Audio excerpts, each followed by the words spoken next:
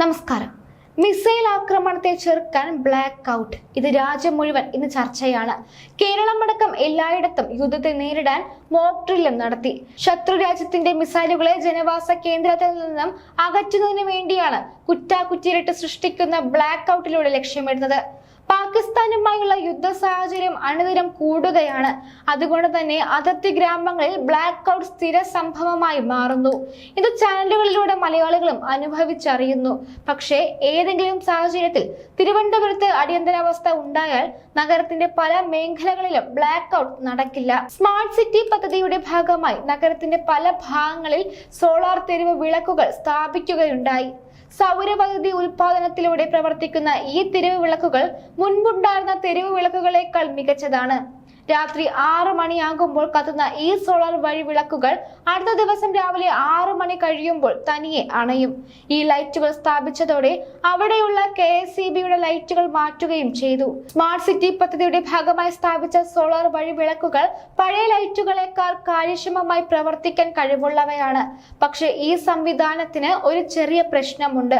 ആർക്കും സോളാർ വിളക്കുകളെ അണയ്ക്കാൻ കഴിയില്ല. അതായത് രാത്രി 6 മണി മുതൽ പുലർച്ചെ 6 വരെ അത് കത്തിക്കൊണ്ടിരിക്കും.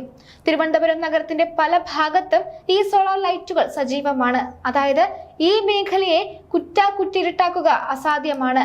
ആർക്കും രാത്രിയിൽ സോളാർ ലൈറ്റുകൾ ഓഫാക്കാൻ കഴിയില്ല. വട്ടിയൂർക്കാവിൽ നിന്നും വെള്ളൈക്കടവ് വരെയുള്ള തിരുവനന്തപുരം കോർപ്പറേഷൻ ഭാഗത്ത് ഇത്തരത്തിലുള്ള നിരവധി സോളാർ ലൈറ്റുകൾ ഉണ്ട്. ഇതൊന്നും രാത്രിയിൽ അണയ്ക്കാൻ ആർക്കും കഴിയില്ല. എന്നാൽ അതിർത്തിയിൽ യുദ്ധസമാനമായ സാഹചര്യം നിലനിൽക്കുമ്പോൾ പല സംസ്ഥാനങ്ങളും അതീവ ജാഗ്രതയിലാണ്. അതിർത്തിയോട് ചേർന്ന പല പ്രദേശങ്ങളിലും ബ്ലാക്ക് ഔട്ട് ചെയ്യുന്നുണ്ട്. കേരളത്തിൽ നിലവിൽ ഭയപ്പെടേണ്ട സാഹചര്യങ്ങൾ ഇല്ലെങ്കിലും ഭാവിയിൽ അതിർത്തി പ്രദേശങ്ങളിലെ പോലെ സമാന സാഹചര്യങ്ങൾ ഉണ്ടായാൽ ഈ വഴിവിളക്കുകൾ പെട്ടെന്ന് എങ്ങനെ വിച്ഛേദിക്കുമെന്ന ആശങ്കയാണ് ഉയരുന്നത്.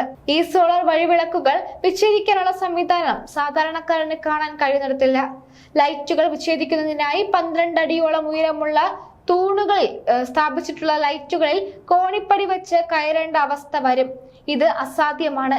ഇത് സ്ഥാപിച്ച ഇടങ്ങളിൽ ഓരോ 15 മിനിറ്റിനിടയിലും സോളാർ വഴി വിളക്കുകളുണ്ട്.